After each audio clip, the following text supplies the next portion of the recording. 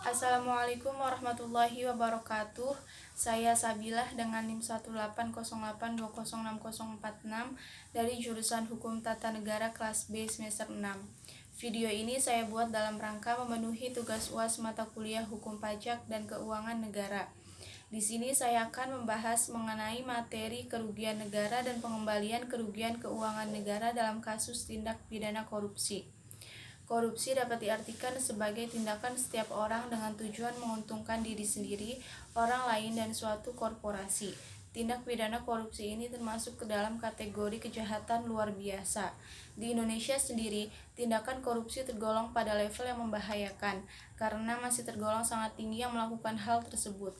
Dampak yang ditimbulkan akibat tindakan korupsi sangatlah fatal bagi negara, yaitu dapat berpengaruh pada menurunnya kualitas kehidupan masyarakat, mengganggu stabilitas ekonomi, dan menimbulkan kerugian bagi negara yang sangat besar. Menurut Pasal 1 Ayat 22 Undang-Undang Nomor 1 Tahun 2004 tentang Perbendaharaan Negara, yang dimaksud dengan kerugian negara atau daerah adalah kerugian uang, surat berharga, dan barang yang nyata dan pasti jumlahnya, sebagai akibat perbuatan melawan hukum baik sengaja maupun lalai. Berdasarkan pengertian tersebut, maka dapat dikemukakan unsur-unsur dari kerugian negara, yaitu yang pertama, kerugian negara merupakan berkurangnya keuangan negara berupa uang berharga, barang milik negara dari jumlahnya dan atau nilai yang seharusnya. Kedua, kerugian dalam keuangan negara tersebut harus nyata dan pasti jumlahnya, atau dengan perkataan lain, kerugian tersebut benar-benar telah terjadi dengan jumlah kerugian yang secara pasti dapat ditentukan besarnya. Dengan demikian, kerugian negara tersebut hanya merupakan indikasi atau berupa potensi terjadinya kerugian. Yang ketiga, kerugian tersebut akibat perbuatan melawan hukum baik sengaja maupun lalai. Unsur melawan hukum harus dapat dibuktikan secara cermat dan tepat.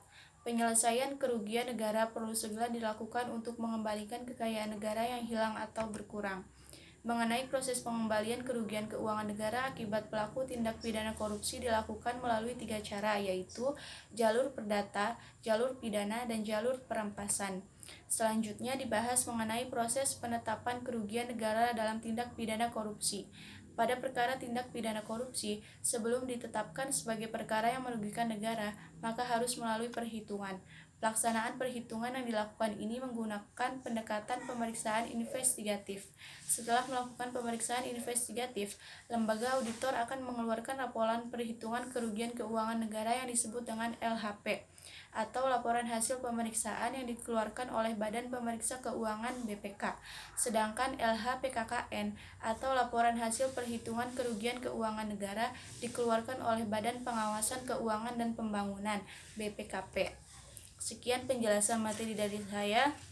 Terima kasih. Wassalamualaikum warahmatullahi wabarakatuh.